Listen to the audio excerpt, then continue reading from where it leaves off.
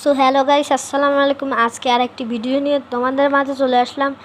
M590 কীভাবে ভালো করে চালাতে হয় সেইটা নিয়ে তোমাদের সাথে কথা বলবো। সো M590 চালানোর সময় এই যে একটি বাটন, সেটা হচ্ছে রিলোড বাটন, এইটা ইউজ করতে হবে, তাহলে তাড়াতাড়ি রিলোড করা যায় এবং এনিমিদের খতম করা যায়। সো এই যে আমি দেখাচ্ছি ভিডিওর মধ্যে। সো এই যে সেটিংয়ে যায়, এই কন্ট্রোলে যায়, এই এসইউডির মধ্যে এই যে রিলোড বাটন, এইটা হচ্ছে কি গান বক্সের মধ্যে সেট করে দিতে হবে এইভাবে সুন্দর করে।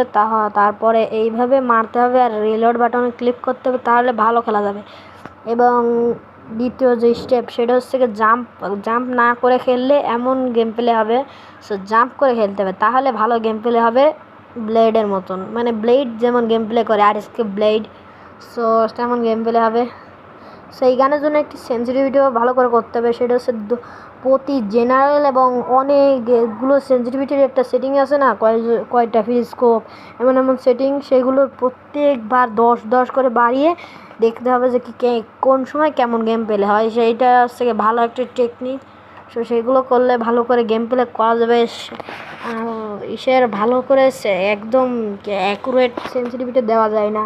সো এইভাবে করলে ভালো হয়। সো আর তৃতীয় নম্বর স্টেপে M590 দিয়ে অনেক প্র্যাকটিস করতে হবে। যেমন প্র্যাকটিস না করলে যেমন বই পড়া যায় না, বই যদি স্কুলের থেকে পড়ে চলে আসে যদি না পড়া হয়, তাহলে কি সেটা মুখস্থ হবে? তার জন্য এই গেমের মধ্যেও তেমন প্র্যাকটিস করতে হবে, তাহলে ভালো করা যাবে। সো আজকের ভিডিওটি এই পর্যন্ত রাখা যাক।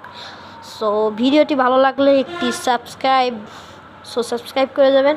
সো ভিডিওটি অনেক বেশি